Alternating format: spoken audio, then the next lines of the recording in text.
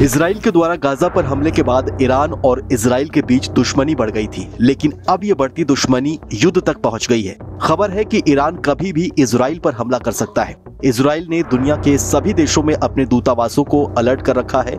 कई राजदूतों के लिए इजराइल ने एडवाइस जारी करते हुए कहा है कि वो सार्वजनिक कार्यक्रमों में शामिल ना हो।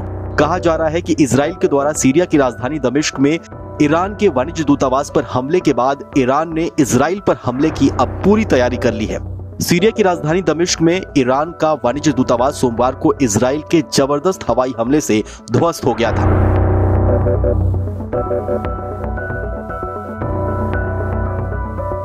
बताया जा रहा है कि इस हमले में ईरान के रेवोल्यूशनरी गार्ड्स कॉर्प्स के वरिष्ठ कमांडर मोहम्मद रजा जाहिदी की मौत हो गई थी। ईरानी राज्य टेलीविजन ने कहा है कि इजराइल के हवाई हमले में कई ईरानी राजनयिक भी मारे गए हैं। एक ब्रिटिश रिपोर्ट में दावा किया जा रहा है कि इजराइल से बदला लेने के लिए ईरान 7 अक्टूबर जैसा भयानक हमला करने की तैयारी कर चुका है।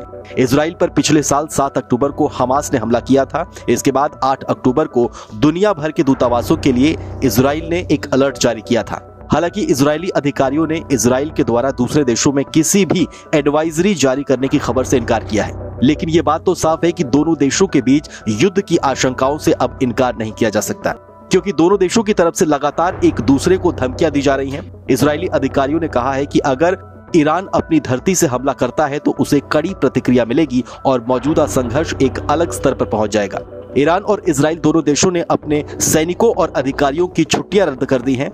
सैनिकों को अलर्ट मोड पर रखा गया है। इसके साथ ही तेल अवीव समेत आसपास के कई इलाकों में लोगों ने बताया है कि जीपीएस सेवाएं भी बंद कर दी गई हैं। इजराइल ने अमेरिका को इससे जुड़ी जानकारियां दी हैं। इजराइल पहले भी दावा करता रहा है कि ईरान उसके ऊपर लंबी दूरी की बैलिस्टिक मिसाइलों, क्रूज मिसाइलों और ड्रोन से हमला कर सकता है। दोनों देशों के बीच बढ़ते तनाव को देखते हुए कई विशेषज्ञ ये मान रहे हैं कि अगर ईरान की ओर से किसी हमले को अंजाम दिया जाता है तो इससे स्थिति तीसरे विश्व युद्ध की तरफ जा सकती है। जानकारों का मानना है कि ईरान को कई मजबूत देशों का साथ भविष्य में इस होने वाले संघर्ष में मिल सकता है। रूस, चीन और उत्तर कोरिया किसी भी संघर्ष में ईरान के साथ खड़े हो सकते हैं। इससे चीजें विश्व युद्ध की लड़ाई की ओर जा सकती हैं।